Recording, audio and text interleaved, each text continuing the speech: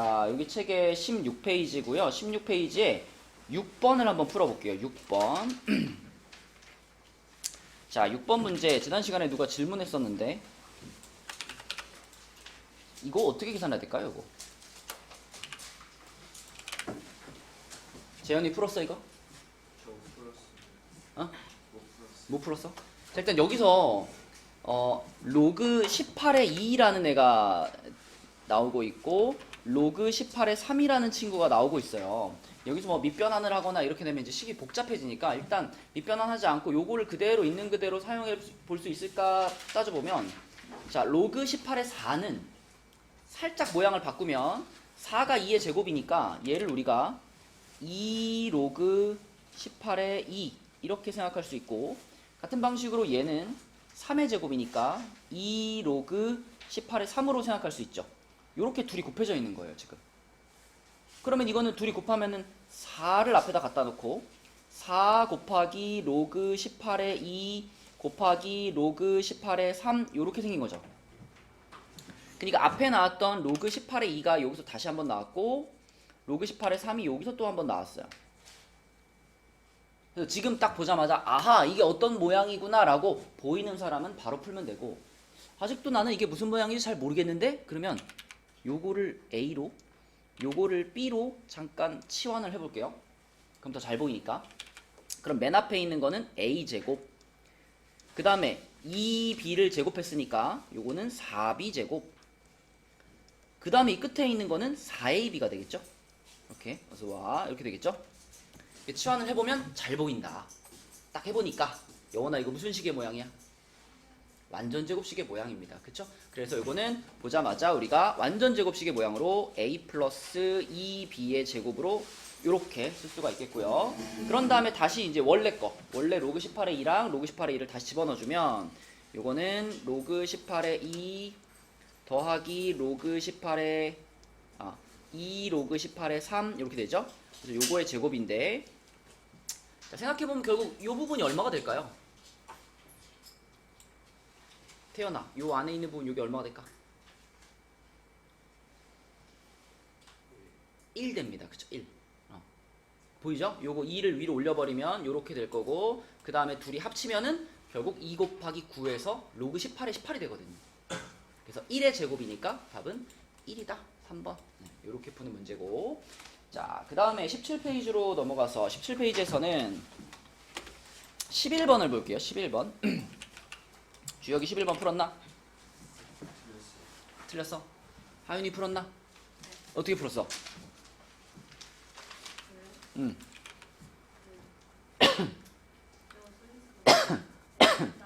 응.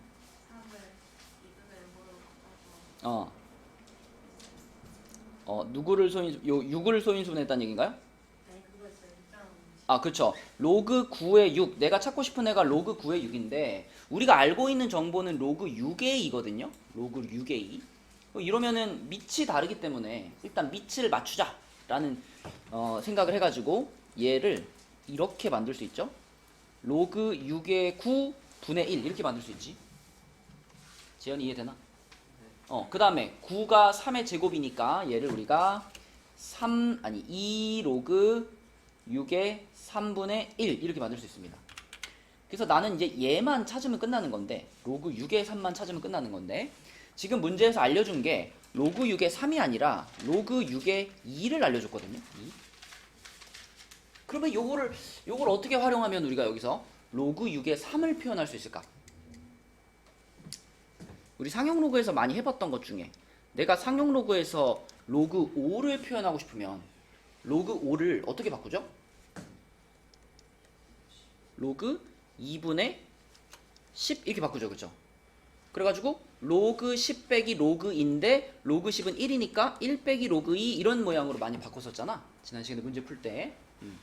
그런 느낌으로 여기서도 로그 6의 2 자, 내가 지금 표현하고 싶은 거는 로그 6의 3이니까 이게 A라는 것을 이용해서 내가 로그 6의 3을 표현하고 싶다면 로그 6의 3을 이렇게 생각할 수 있죠. 로그 6의 2분의 6 이렇게. 이해되니? 어차피 뭐 3이나 2분의 6이나 똑같은 숫자잖아. 그래서 로그 6의 3을 요렇게 먼저 바꾼 다음에 그 다음에 얘는 로그의 성질로 로그 6의 6 빼기 로그 6의 2라고 쓸 수 있고요. 그럼 주여가 얘는 얼마? 1. 그리고 얘가 바로 a잖아. 그치? 그래서 1 빼기 a가 바로 로그 6의 3을 a에 대한 식으로 표현한 거고요. 그거를 그대로 여기다가 넣어주면 되겠다. 그치? 그러면 요 식이 2괄호 1 빼기 a분의 1 이렇게 되겠죠. 그래서 답은 몇 번이죠? 1번이네요. 이렇게 푸는 게 11번 문제였고, 자, 그 다음에 14번으로 가볼게요. 14번. 17쪽이야, 정우야. 14번으로 가볼게요. 14번은 로그 5의 알파, 로그 5의 베타가 2차 방정식 요놈의 서로 다른 두 근일 때라고 했습니다. 자, 요렇게 생긴 방정식이 있고, 요 방정식의 두 근이 로그 5의 알파 그리고 로그 5의 베타 요거예요. 그럼 윤서야, 2차 방정식의 두 근이 얘랑 얘입니다 하면은 제일 먼저 떠오르는 게 뭐지? 근과 계수의 관계지. 그래서 자, 두 근의 합 로그 5의 알파 더하기 로그 5의 베타 이거가 얼마고요? 4. 그치? 두 근의 합 4고, 그 다음에 또 두 근의 곱 로그 5의 알파 곱하기 로그 5의 베타. 준영아, 이건 얼마지?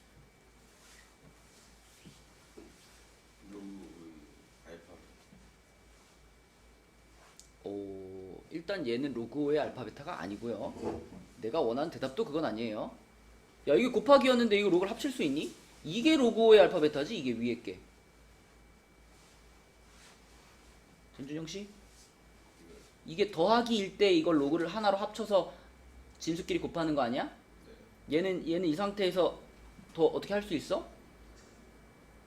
모양 못 바꾸지. 지금 내가 너한테 물어보는 건 요 2차 방정식의 두 근의 곱이 얼마냐를 물어보는 거예요. 이게 두 근이잖아 지금. 곱 2지. 그치? 자, 우리가 알고 있는 건 이렇게 두 가지입니다. 요 두 가지를 가지고 이것을 찾으라고 했는데, 이런 상황이라면 제일 먼저 떠오르는 것이 뭘 써야 되는구나. 나에게 필요한 것은 뭐다 지금? 요걸 가지고 요걸 찾으려면 승우야, 뭐가 필요해? 요걸 가지고 요걸 찾으려면 밑변환 공식이 필요해. 그치? 내가 알고 있는 건 전부 미치 5짜리들이니까 얘네들을 미치 5인 로그들로 바꾸는 게 일단 필요하겠죠? 그래서 미치 5인 로그로 밑변환 공식을 통해서 바꾸면 로그 5의 알파분의 로그 5의 베타 더하기 여기는 로그 5의 베타분의 로그 5의 알파 이렇게 될 거고요. 그럼 이거 뭐 자주 해봤던 거죠? 얘네 둘이 더한 값을 구하려면 이 두 분수 통분시키면 되잖아.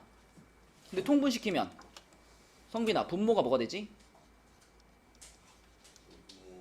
야, 그렇게 가면 지금 분모가 이거랑 이거를 어떻게 한 거예요? 곱한 거지. 그 곱한 것이 로그 5의 알파 플러스 베타예요?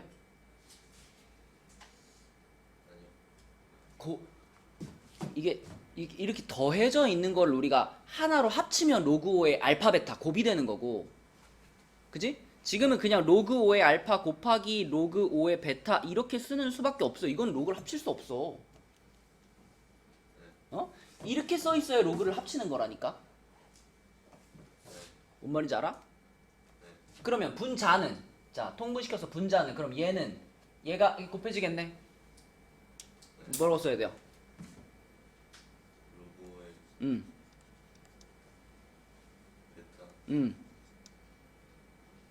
제곱. 근데 여러분 여기다 제곱 붙일 때 제곱 이렇게 붙이면 될까 안 될까? 이렇게 붙이면 안 됩니다. 이렇게 붙이면 베타만 제곱하는 뜻이 돼요.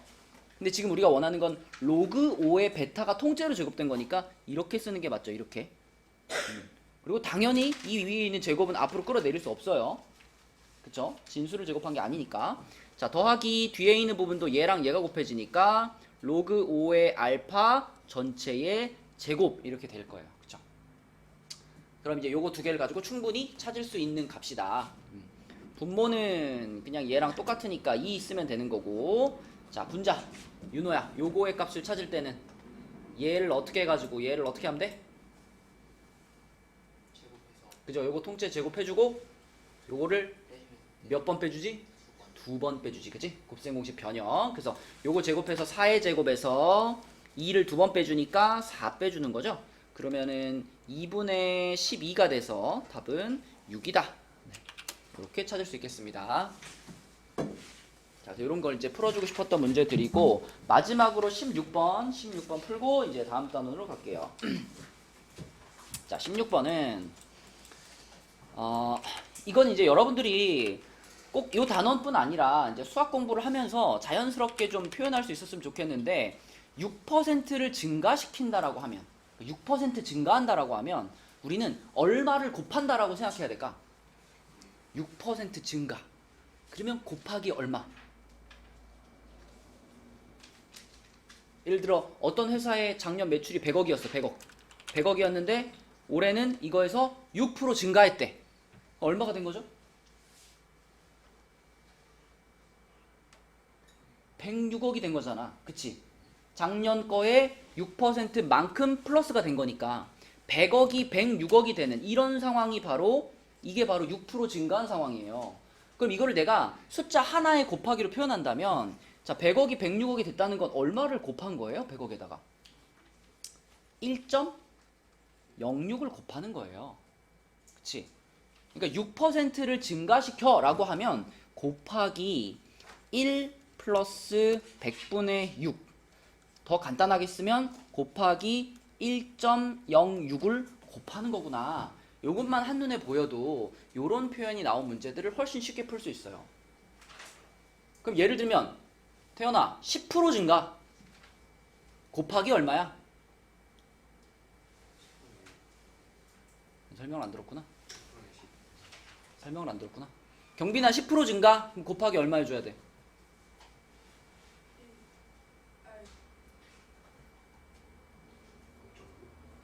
그럼 줄어드는 거지. 10% 증가. 소수가 탁 떠올라야 돼. 얼마가? 하영 얼마? 10% 증가. 100억이었던 회사가 10% 증가하면 얼마가 돼요? 110억이 되잖아. 그럼 100을 110으로 만들었다는 건 얼마를 곱한 거냐고요?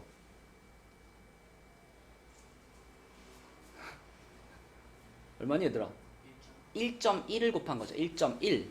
그치? 요거 봐봐. 1 플러스 100분의 6. 이게 지금 6% 증가했을 때 곱하는 숫자잖아. 그럼 10% 증가하면 여기를 10으로 바꾸면 될 거 아니야. 1 플러스 100분의 10. 1.1이지. 그치? 하윤아, 15% 증가. 소수로는 0점이 나오면 안 되지. 1.15 맞아요. 15% 증가면 곱하기 1.15 이렇게 가는 거예요. 그죠? 가연아, 20% 증가.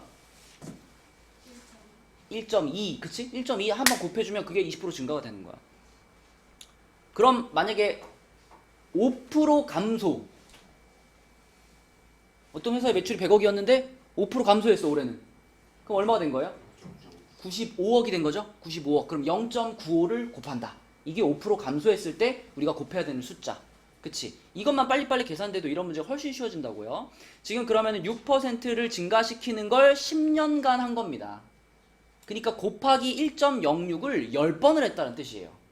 그치? 그래서 그 회사의 원래 매출을 뭐 그냥 A라고 해볼게요. 이게 원래 매출인데 이게 6% 증가하면 1.06을 곱하는 거라 그랬잖아. 근데 10년 동안 매번 6% 증가니까 이거를 10번을 곱했을 거란 말이죠. 그쵸?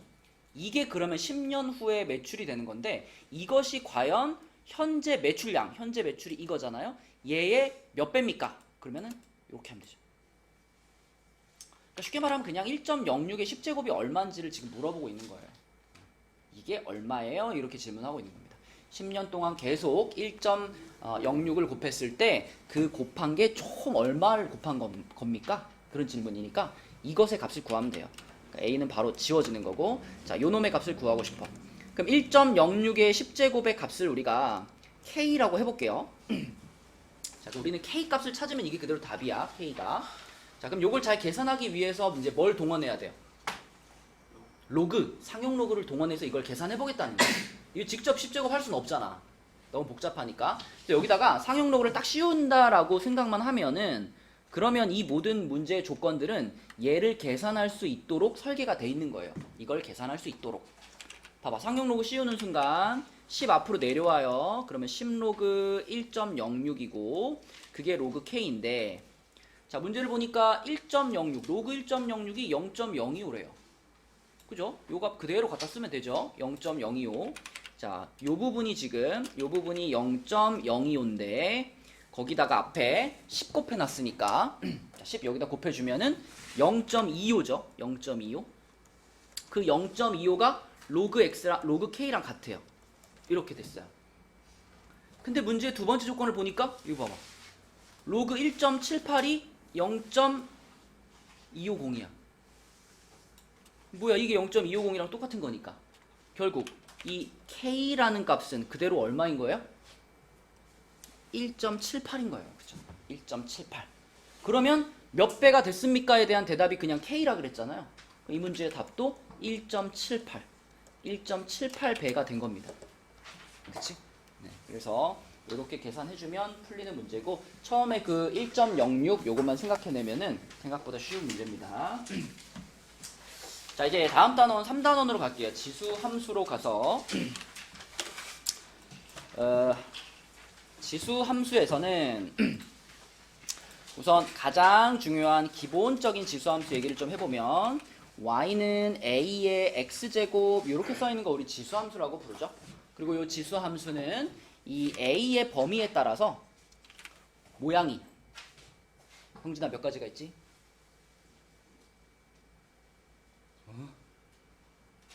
크게 봤을 때 지수 함수가 올라가는 지수 함수가 있고 내려가는 지수 함수가 있잖아.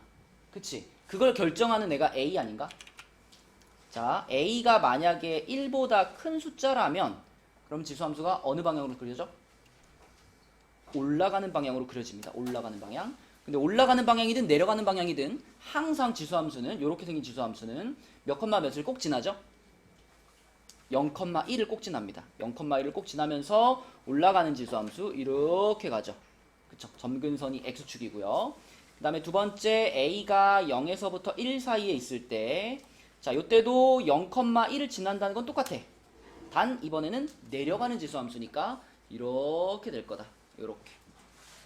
그치? 그래서 우리가 이렇게 올라가는 함수들을 다 통틀어가지고 무슨 함수라고 불러요? 계속 올라가는 함수? 증가함수. 그치? 증가함수라고 부르고 그 다음에 계속 내려가는 요런 함수를 감소함수라고 부른다. 그래서 이 증가와 감소를 이해하면 우리가 이 지수함수, 기본적인 지수함수의 최대 최소를 구하거나 혹은 대소 비교를 할 때 되게 편하죠. 그죠?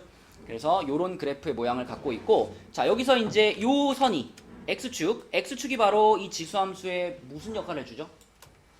무슨 선이지 이거? 점근선. 맞죠? x축이 점근선의 역할을 해준다. 이거 기억해 주셔야 되고 그 다음에 이 지수함수에서 정의역과 치역 얘기해 볼까? 정의역, 치역. 재현이 이 지수함수의 정의역. 맞아요. 이 지수함수를 쫙 봤을 때 여기 찍혀있는 점들은 x좌표가 음수인 부분도 있고 양수인 부분도 있고 골고루 다 있잖아요. 그래서 정의역은 실수 전체입니다. 그러면 치역은 재현아? 여기 찍혀있는 점들의 y좌표. 얘네들의 y좌표는 어떨까? 그쵸? 이 아래쪽에 점들이 전혀 없잖아요. 그쵸? 이 아래쪽에 찍히는 점들이 y좌표가 0보다 작은 점들인데 그런 점들 하나도 없고 전부 다 위에만 있기 때문에 y좌표가 모두 다 0보다 크다. 그래서 치역 y바 y는 0보다 크다. 이렇게 정의역 치역을 얘기할 수 있고 이렇게 그래프가 그려지더라도 정의역 치역은 똑같습니다. 요거랑. 그쵸? 네, 이런 걸 생각해 볼 수 있겠다. 자, 그러면은 얘를 이용한 기본적인 문제 옆에 바로 19페이지에 1번 한번 볼게요. 자, 19페이지에 1번은 일단 기본적으로는 y는 3분의 1의 x제곱의 그래프에서 출발한 거잖아. 이게 조상님이잖아요. 그러면은 이 녀석의 그래프는 형진아 증가야 감소야? 감소지. 그래서 요놈의 그래프는 요렇게 내려가는 그래프였을 거고 거기다가 뒤에 플러스 1을 붙이는 순간 이 플러스 1은 서윤아 무슨 효과가 있죠? 이거 플러스 1?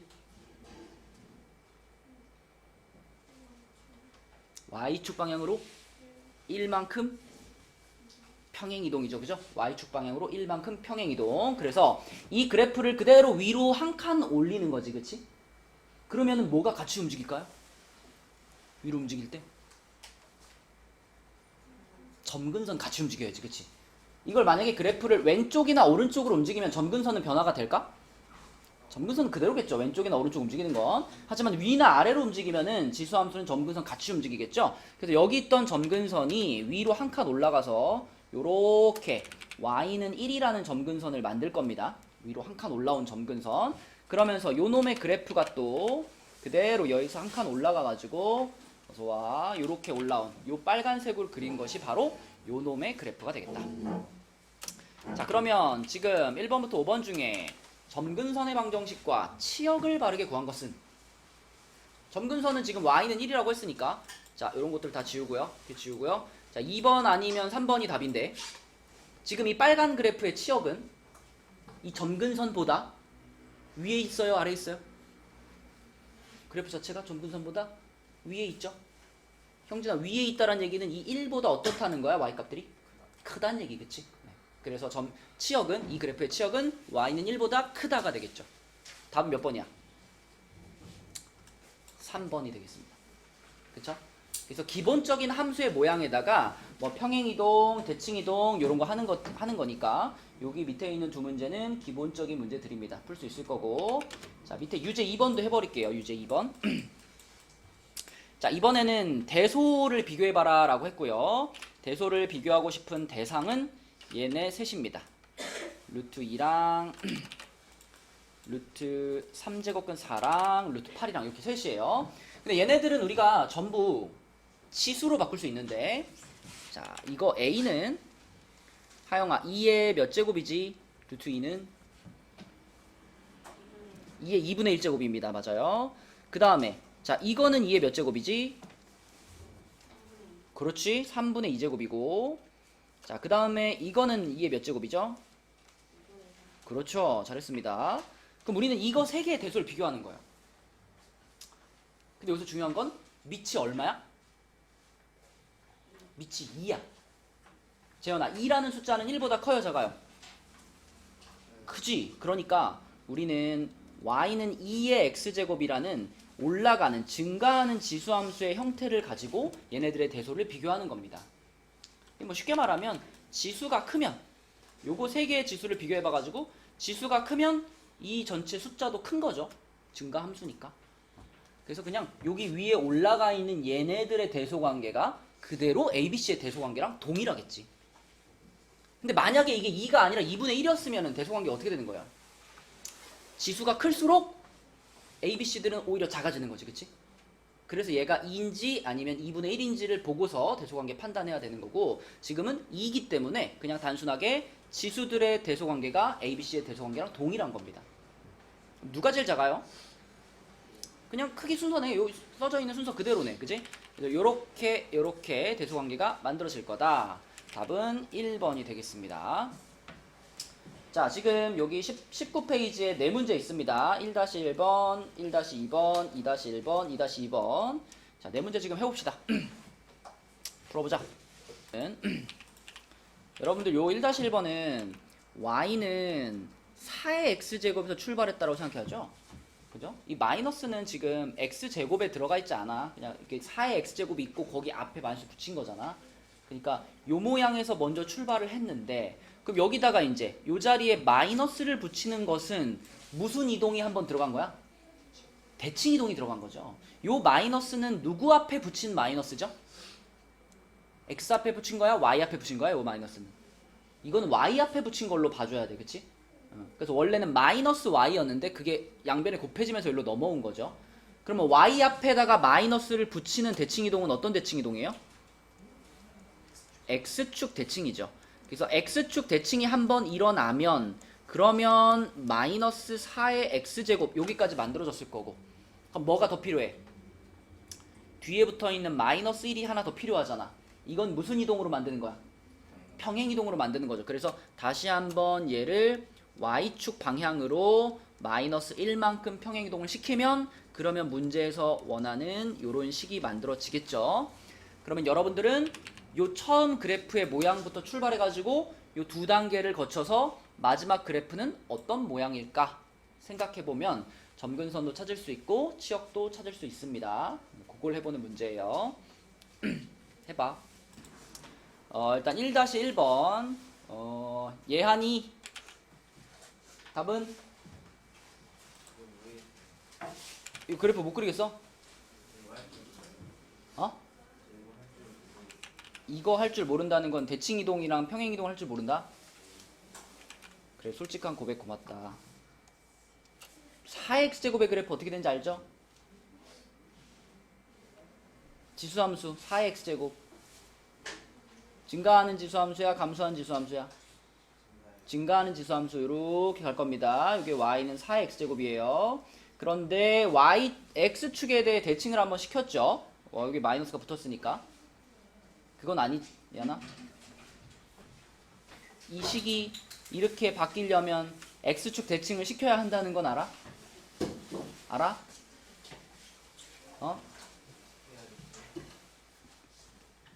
아니 옛날에 그런 거 배웠잖아. 뭐 평행이동 시킬 때는 x 방향으로 뭐 m만큼 평행이동 시키면 x 자리에 x 빼기 m 집어넣고 뭐 x축 대칭을 시키면 y 앞에 마이너스 붙이고 원점 대칭 시키면 x, y 앞에 다 붙이고 이런 거 배웠잖아.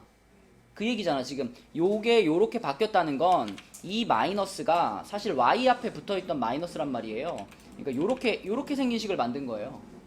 그럼 그거는 y 앞에 마이너스 붙인 거니까 아 x축 대칭을 시켰구나 라고 생각해야 되겠고, 그럼 방금 그린 그래프를 이 x축에 대해 대칭을 시키니까 그래프가 이렇게 될 거 아니야. 이렇게 이게 얘란 말이야. 요 놈의 그래프가 요거란 말이야. 그지? 근데 그 뒤에 마이너스 1이 하나 생겼잖아요. 마이너스 1을 만들어줘야 되니까 얘는 y축 방향으로 마이너스 1만큼 평행이동 시켰다라는 얘기잖아요. 그러면은 이 방금 그린 그래프를 어떻게 하라는 얘기예요? y축 방향으로 마이너스 1만큼이 무슨 뜻이에요?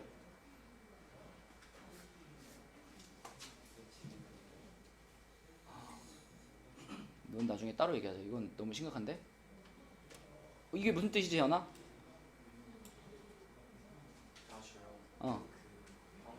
그러니까 어디로 옮기란 얘기예요? y축 방향으로 마이너스 1만큼이라는 게 아래로 한 칸, 그치? 아래로 한 칸, 맞죠? 근데 아래로 움직이면은 뭐가 같이 움직인다고? 점근선이 같이 움직인다고. 그래서 여기 있던 x축이 지금 요렇게 아래로 한 칸 내려올 거고, 그러면서 요 놈의 그래프가 그대로 아래로 한 칸 내려와 가지고 뭐 요런 느낌으로 이렇게 그려지겠죠? 요 빨간 그래프가 지금 요게 문제에서 제시한 그래프고, 자 그러면은 요 놈을 보면서 자 점근선은 아래로 한 칸 내려온 점근선이니까 y는 마이너스 1일 거고요. 그 점근선보다 아래쪽에 그래프가 그려졌기 때문에 치역은 마이너스 1보다 작다가 되겠죠. 그래서 답은 3번입니다. 3번. 자 이렇게 푸는 거였고, 1-2번은 경빈이 1-2번 답은 네, 요거 답은 그쵸, 니은과 디귿입니다. 기억이 틀린 이유는 x축 방향으로 마이너스 1만큼이 아니죠. x축 방향으로 1만큼 평행이동을 시킨 거지. 그래서 요거 때문에 기억은 틀렸고 나머지 두 가지는 맞습니다. 답은 4번. 그 다음에 2-1번은 서윤이 몇 번? 몇 번? 3번? 이거 밑을 얼마로 통일했어요? 5분의 1로 통일했어요. 그러면 첫 번째 숫자는 그대로 그냥 5분의 1에 마이너스 0.2제곱이라고 쓸 거고, 자 두 번째 b라는 숫자는 5분의 1에 몇 제곱이에요? 그냥 2제곱이죠? 맞죠? 그 다음에 c라는 숫자는 5분의 1에 몇 제곱이에요? 2분의 3제곱이지. 그치? 그러면 지금 요것들끼리만 비교하면은 얘가 제일 작고 그 다음이 얘고 그 다음이 얘죠. 2번이야? 잘 이거부터 들어봐. 일단 지수끼리 비교하면은 얘가 제일 작고 그 다음이 얘고 그 다음이 얘잖아, 크기 순서가. 근데 지금 우리한테는 밑이 얼마인 상태예요? 그치, 밑이 1보다 작은 5분의 1이잖아. 그러므로 A, B, C의 대소관계는 요 1, 2, 3번하고 똑같이 가요? 거꾸로 가요? 거꾸로 가는 거지, 그치? 그러니까 A, B, C 중에는 누가 제일 작아? B가 제일 작은 거지. 지수가 얘가 제일 컸기 때문에 A, B, C 중엔 얘가 제일 작은 거고, 그 다음으로 얘가 작고, 그 다음으로 이제 얘가 제일 큰 숫자 이렇게 되는 거죠. 맞아요? 그러면 B, C, A니까 답은 4번이 되겠습니다. 4번. 밑이 5분의 1이라는 것에 주목을 하셔야 되겠고, 그 다음에 2-2번은 준영이 CBA요. 이거 밑을 얼마로 맞췄어, 준영아? 0.2지. 그럼 첫 번째 숫자는 0.2의 몇 제곱이에요? 3분의 1제곱이야. 그 다음에 두 번째 B라는 숫자는 0.2의 몇 제곱이지? 그쵸. 4분의 2제곱이라고 볼 수 있으니까 약분하면 2분의 1제곱이라고 쓸 수 있겠죠. 그 다음에 C는 0.2의 몇 제곱이야? 4분의 1. 그렇죠. 요거는 12분의 3제곱이기 때문에 4분의 1제곱이라고 쓸 수 있을 겁니다. 그쵸. 이렇게. 이거는 잘했는데. 그럼 얘네끼리의 대소관계 비교해봐. 이 셋 중에 누가 제일 작아요? 그죠? 얘가 제일 작죠. 그 다음으로 누구예요? A. 그 다음에 얘잖아. 근데 밑이 0.2니까 A, B, C의 대소관계는 요거랑 같이 가요? 반대로 가요? 반대로 간단 말이야. 그럼 누가 제일 작아? 아니 B. B가 제일 작아. B가 제일 작고 그 다음이 A, 그 다음이 C 이렇게 가야지. 맞니? 그지? 대소관계 판단하는 거는 우리가 만나는 유형 중에서 상당히 쉬운 유형이잖아요. 이건 틀리면 안 되지. BAC입니다. BAC. 자, 그 다음에 우리 18페이지로 다시 잠깐 와서 18페이지에 지수 방정식과 지수 부등식인데 이 책에서는 지수 방정식과 지수 부등식들을 굉장히 간단한 유형들만 다루고 있어요. 이 책에는 그 치환이 거의 나오지 않거든요. 치환이 없는 모양들만 먼저 얘기를 해보면 지수 방정식 같은 경우는 A의 x제곱, 그러니까 A의 몇 제곱, 그리고 A의 몇 제곱 이런 식으로 자, 이런 식으로 표현할 수만 있다면 그러니까 밑을 똑같이 맞출 수만 있다면 그러면 결국 얘랑 얘가 똑같다로 보고 풀면 되는 거기 때문에 밑을 똑같이 맞춰서 푸는 것이 가장 기본적인 지수 방정식이 되겠고요.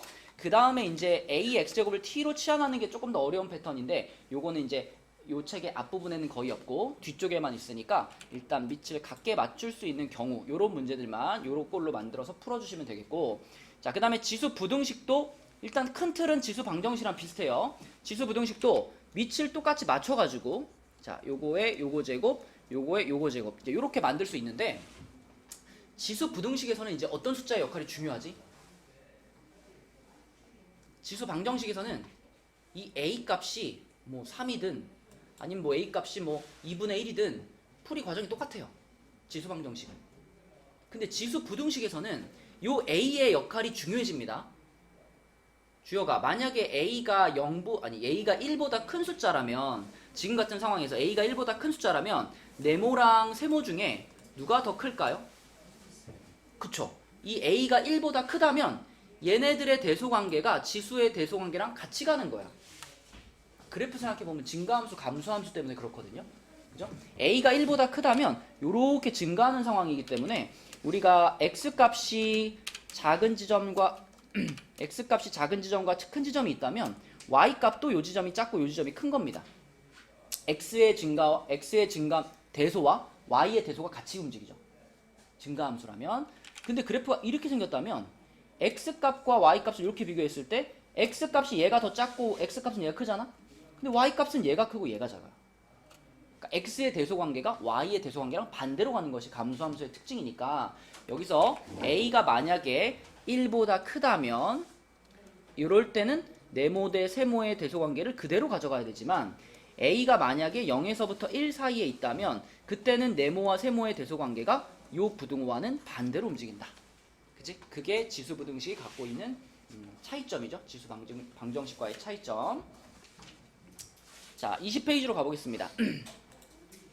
20페이지에 유형 3번 볼게요. 자, 20페이지 유형 3번은 지수함수의 최대 최소인데 엄청 쉬워요. 엄청 쉬워. 자, 얘 하나 요거 그래프 한번 그려볼게.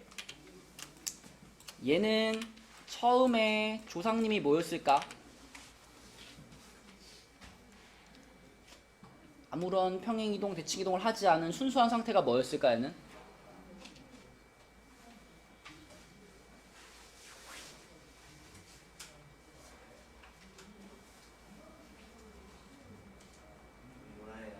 y는 2의 x제곱이 처음 순수한 상태예요.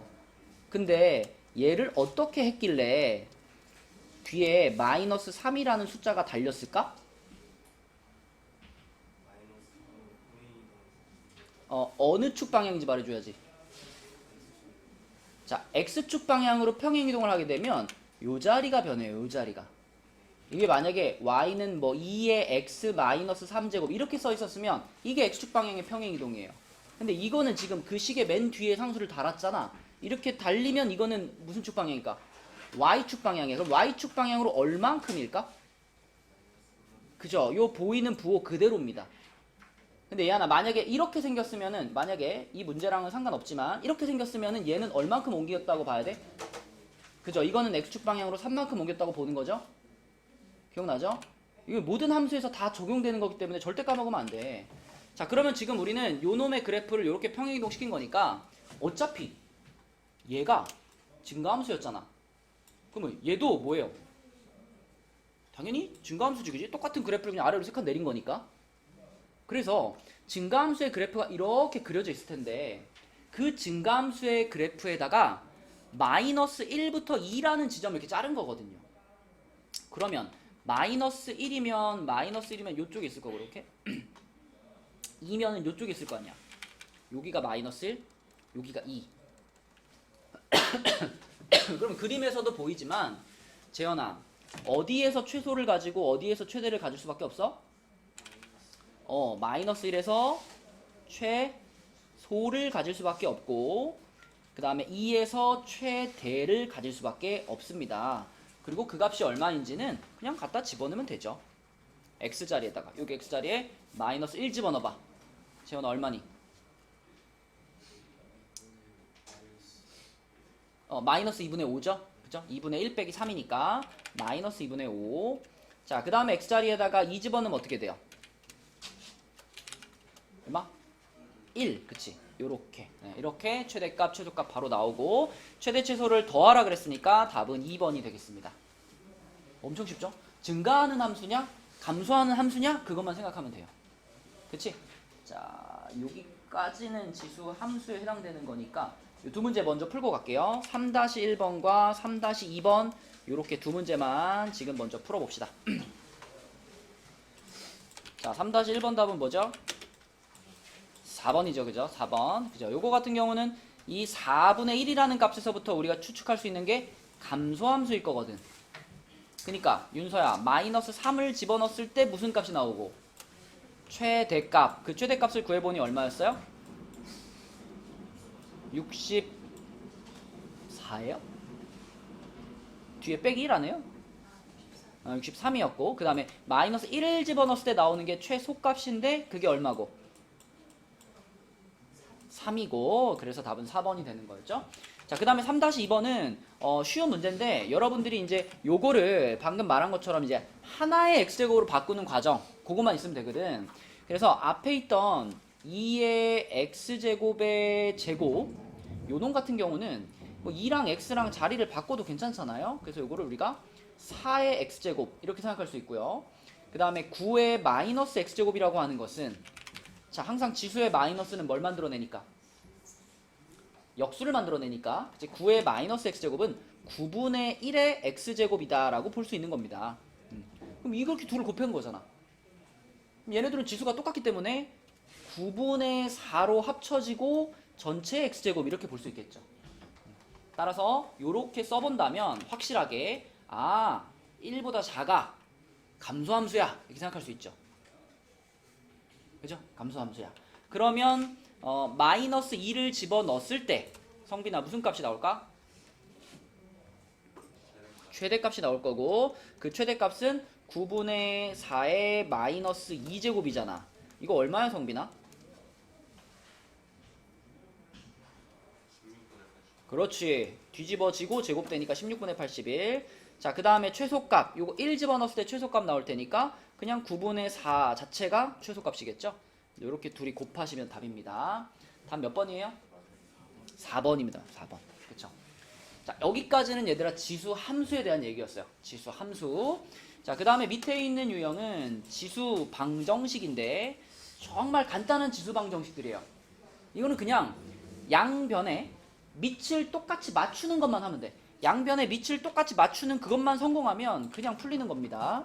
자, 첫 번째 문제는 9의 마이너스 x제곱은 81 곱하기 3의 x제곱인데 딱 보는 순간 준영아 밑을 싹 다 얼마로 통일해야 되겠구나. 3으로 통일해야 되겠구나 라는 생각 들잖아요. 그럼 이거는 이제 3의 제곱이니까 그러면 3의 마이너스 2x제곱 이렇게 쓰면 되고, 자 81은 3의 4제곱이었는데 거기에 3의 x제곱을 곱해놨잖아.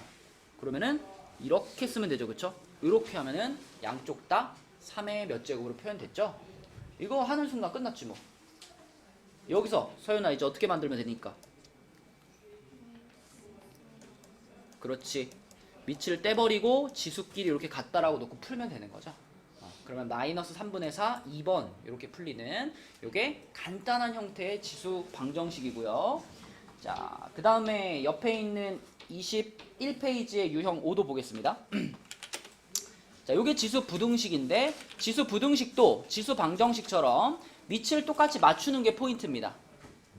단 그 밑이 얼마냐를 생각하면서 다음 단계로 넘어가야 되는 거지. 자, 요 유형 5번 같은 경우는 밑을 그냥 맞추면 요렇게 되고 2분의 1도 2로 맞출 수 있잖아. 2로 맞추면 지수가 마이너스가 붙으면서 요렇게 통일이 될 거예요.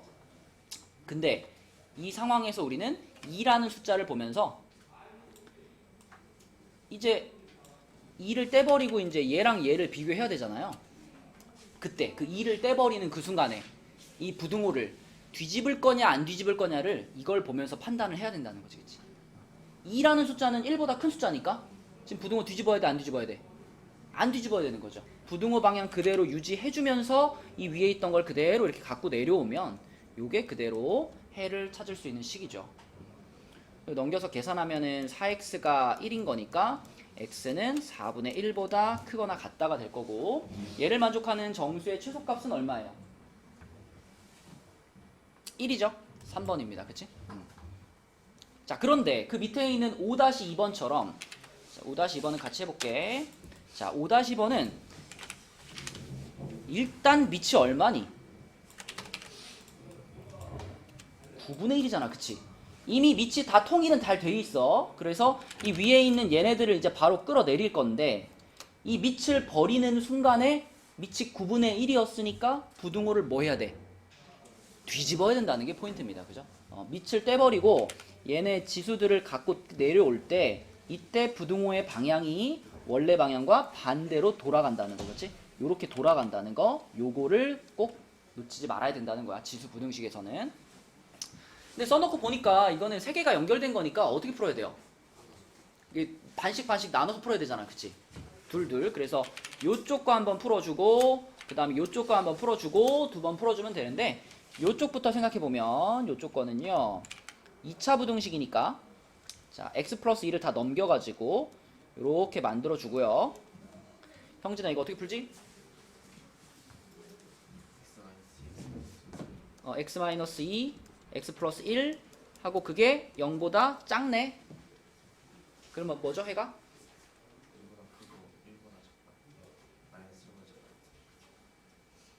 그럼 양끝 값이라는 건가요? 그죠? 이게 인수분해 한 게 0보다 지금 작은 거니까 사이 값이지. 그럼 x의 범위 뭐라 그래야 돼? 그치. 그렇지. 요게 왼쪽 부분 푼 거고. 자, 그 다음에 오른쪽 부분은 누가 풀어볼까? 가연이가 한번 풀어볼까요? 오른쪽 부분은 일단 그 3x-1을 1로 넘겨서 정리해야 되겠지? 그럼 x제곱 마이너스 3x 플러스 2가 0보다 크다 이렇게 되죠. 요거 인수분해하면 뭐야? 오케이, 요게 0보다 크답니다. 자, 그러면 요것도 사이값이에요? 양끝값이에요? 요거는 사이값이야? 양끝값이야? 양끝값이죠. 그죠? 그럼 뭐라고 해야 돼? 1보다 작거나 또는 2보다도 작아? 1보다 작았으면 2보다 커야지. 그래야 양끝값이지. 1보다 작거나 2보다 크다가 되는 거고요. 그럼 우리는 요 범위와 요 범위의 공통 범위만 찾아야 되니까 여기서 뭘 써주는 게 제일 좋아요? 수직선이 제일 좋아. 수직선. 그래서 한눈에 잘 안 보인다 싶으면 바로 그냥 시간 끌지 말고 수직선 그리세요. 그러면 마이너스 1이 제일 왼쪽에 있고 제일 오른쪽에 2가 있고 중간에 1이 있을 텐데, 자, 빨간색은 마이너스 1보다 크고 2보다 작다니까 요렇게 올 거고요. 그 다음에 초록색 부분은 1보다 작거나 1보다 작거나 또는 2보다 크다 요렇게 되겠죠. 이렇게 될 겁니다. 이렇게. 그럼 성빈아, 공통 부분은 어디인 거야? 그죠? 마이너스 1과 1 사이 이 부분이 공통 부분이 되는 겁니다. 그래서 최종적으로는 마이너스 1보다 크고 1보다 작다가 될 거고, 알파 베타가 마이너스 1과 1이니까 답은 0이 되겠죠. 그렇죠? 그래서 뒤에 풀이 과정은 뭐 이렇게 하면 되고, 중요한 건 밑을 잘 보고 부등호를 판단해야 된다. 그죠? 자, 그러면 지금 4-1번, 4-2번, 그리고 5-1번까지 세 문제 해봅시다. 밑을 통일하는 게 제일 먼저 할 일이에요. 쉽죠? 쉬운 문제들이야. 지수방정식, 부등식의 쉬운 문제들이에요. 유형 4에 4-1번, 윤서 4-1번 답은? 그렇죠. 마이너스 2. 이거 안 나온 사람들은 반성하셔야 돼요. 이거 무조건 맞춰야 되는 거고. 4-2번은 서윤이 8. 그렇죠. 이것도 전부 다 밑을 2로 통일시키면은 좌변은 2의 2분의 1x 제곱이고 우변은 2의 2x 플러스 6제곱 이렇게 되기 때문에 뭐 그냥 풀어보면 바로 풀리는 문제입니다. 그 다음에 여원이 5-1번 답은 5번. 그렇죠. 5번. 이것도 밑을 5로 맞춘 다음에 푸시면 되겠습니다. 자, 지금 잠깐 쉬는 시간을 줄 건데요. 여기 밑에 유형 6 요거는 요 유형 6은 다음 시간에 풀 거고요. 오늘 요 뒷페이지에 22, 23에서 지금 우리가 다룬 거는 굉장히 쉬운 지수방정식, 지수부등식만 다뤘거든. 그래서 치환이 들어가는 종류의 문제들 한 3개 정도만 풀어보고요. 오늘 교재는 그 21쪽, 그러니까 20쪽까지 도장 받고 그 다음에 지금 주는 프린트 제출하셔야 됩니다. 프린트 풀어서 제출하셔야 되는데 지난번 2회차 프린트를 대부분 안 했잖아요. 그래서 오늘은 프린트를 2개를 제출해야 돼요. 2회차 프린트랑 지금 주는 프린트랑 이렇게 2개 제출해야 되고 책은 20쪽까지 도장 받으시면 됩니다. 그래서 지금 잠깐 쉬는데 프린트는 줄게요. 자, 23쪽으로 가서 3문제만 앞에 좀 유형들이 다양하지 않아가지고요. 앞에 여기서 안 나왔던 유형들만 3개 정도 풀어보고 이제 교재 풀고 질문하고 하는 시간 가질게요. 23쪽에 먼저 9번을 보겠습니다. 9번. 요 책에는 없었지만 우리 이미 본 수업 시간에는 충분히 다뤘던 유형인데 지수 함수인데 지수 자리에 2차 함수가 들어가 있는 형태죠. 요렇게 들어가 있는 형태. 그래서 요 녀석은 여기 지수 자리에 들어가 있는 요 함수를 우리가 다시 fx라고 이름을 이렇게 붙였었고요. 그러면은 요렇게 생긴 요런 꼴인데 요렇게 생긴 애들은 이 a 값에 따라서 fx랑 y랑 같이 갈 수도 있고 반대로 갈 수도 있었죠. 그지? 계속 a의 역할은 비슷해. a가 만약에 1보다 크면 fx랑 y는 어떻게 가죠? 같이 가. 얘가 커지면 얘도 같이 커지는 거지. 근데 a가 만약에 1보다 작은 숫자였다면 2분의 1 같은 거 그러면 fx랑 y는 반대로 갔었죠. 그쵸? 그럼 지금 이 9번 같은 경우에는 밑에 3이 있으니까 얘는 같이 가는 상황입니다. 그래서 이 함수의 최소값을 찾으라는 얘기는 요 fx가 최소가 되는 순간을 찾으세요 하고 같은 말인 거죠. 그러니까 y가 최소일 때 fx도 최소일 거니까. 자, 그래서 우리는 요 fx의 최소값을 찾아볼 건데 요건 2차 함수니까 최소값을 찾으려면은 당연히 뭘로 바꿔야 돼요? 무슨 형으로? 이게 일반형이고 표준형으로 바꿔야 돼. 그럼 x-3의 제곱 마이너스 2라고 쓸 수 있겠죠. 그러면은 요거는 태연아 x가 몇일 때? x가 3일 때 무슨 값? 최소값 얼마를 갖는다? 마이너스 2를 갖는다 이렇게 말할 수 있고, 여기서의 마이너스 2는 누구의 최소값이에요? fx의 최소값이에요. 그죠? 근데 우리가 찾고 싶은 것은 이거 전체의 최소값을 찾아야 되는 거잖아. 그죠? 그래서 이거 전체의 최소값이란 이 빨간 부분이 마이너스 2가 된 그때의 이 전체 값이죠. 그러니까 3의 마이너스 2제곱을 답으로 쓰면 되겠지. 그지? 3의 마이너스 2제곱. 그게 얼만데? 9분의 1, 2번인 겁니다. 그쵸? 네, 요런 패턴의 문제. 자, 그 다음에 그 밑에 있는 10번. 10번도 앞에서 우리가 안 다뤄본 유형이지만 본 수업 시간에는 충분히 했던 거죠. 요거는 보자마자 뭘 해야 되겠다라는 생각이 들어요. 치환을 해야 되겠다라는 생각이 들죠. 치환을 해야 되겠다. 무엇을 t로 치환할까? 2의 x제곱을 t로 치환해야 되겠다는 생각이 들고, 자, 이렇게 누구의 x제곱을 t로 치환하는 경우에는 치환과 동시에 뭐가 생긴다고 했었니? 치환과 동시에 0보다 크다는 범위가 생긴다고 했었죠. 그렇죠? 그래서 이거 치환하자마자 그냥 여기다 이렇게 같이 달아놔. 항상 습관적으로. 누군가의 x제곱을 뭐 2의 x제곱이든 뭐 2분의 1의 x제곱이든 이런 걸 치환하면 0보다 크다는 범위가 생겼고요. 그러면 그때 이제 요거를 t에 대한 식으로 잘 바꾸면 되는데, 재현아, 맨 첫 번째 항은 t의 뭐죠?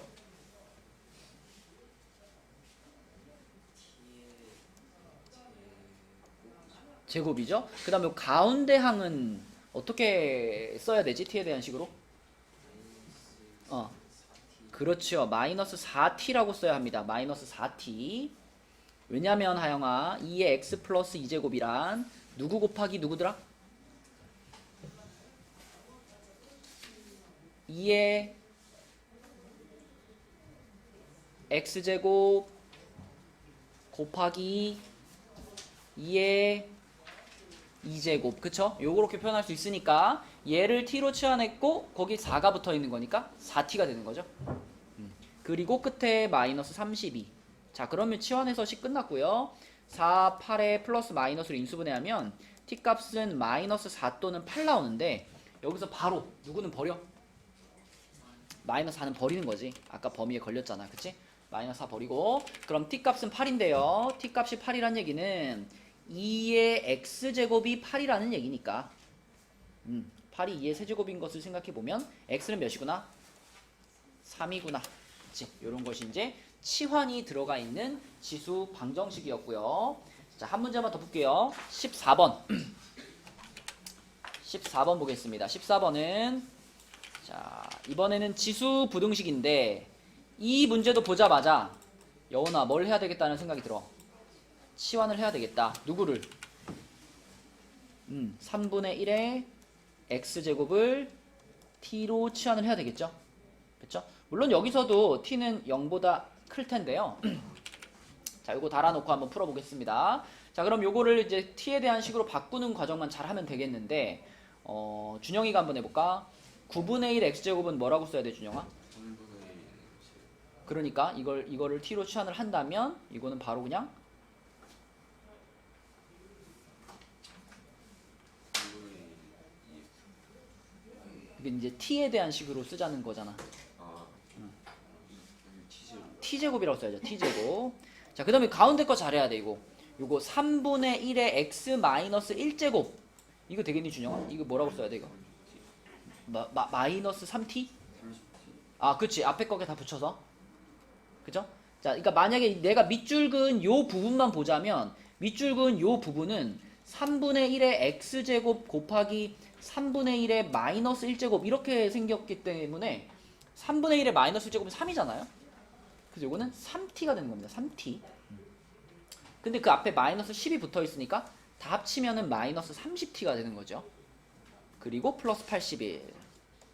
자, 이렇게 됐고요. 그럼 요거 잘 인수분해 해가지고 t의 범위 찾고 그걸 가지고 x의 범위 찾고 이렇게 가면 끝나는 거야. 그러면 인수분해가 27과 3으로 될 겁니다. 마이너스 마이너스. 그래서 t-27, t-3 요게 0보다 작다니까 t 값의 범위는 성빈아 어디지?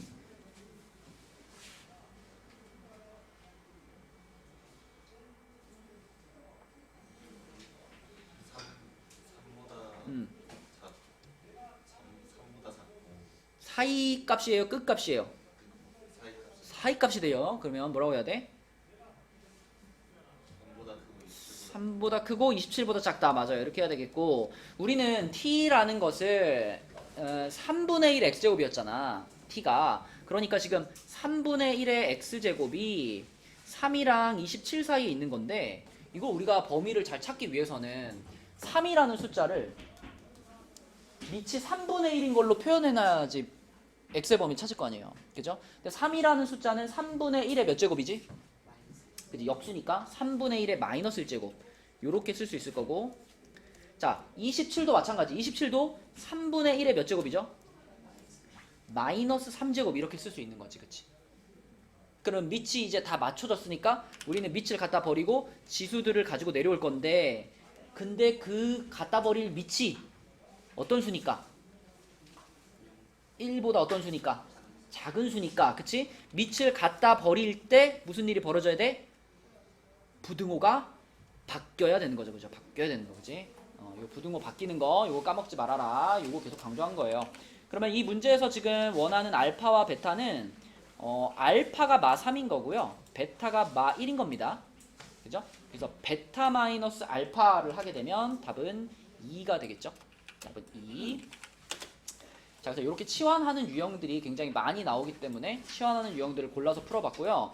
이 다음 시간까지 숙제할 때는 요 14번까지만 하세요. 15, 16번은 다음 시간에 더 풀어볼 거니까 14번까지만 숙제를 하시고 여기까지가 숙제고 아까도 말했지만 오늘 이제 여러분들이 끝내줘야 되는 거는 교재에서 20쪽까지 도장받는 거랑 교재 20쪽까지 도장받는 거랑 그 다음에 지난 시간 프린트 그러니까 2회차 프린트 2회차 프린트랑 오늘 준 거 3회차 프린트 요렇게 하는 것이 오늘 해야 될 일입니다. 그래서 오늘은 조금 시간이 그래도 30분 정도 남아 있거든요. 그래서 빨리빨리 하고 시간 내에 다 끝내 봅시다.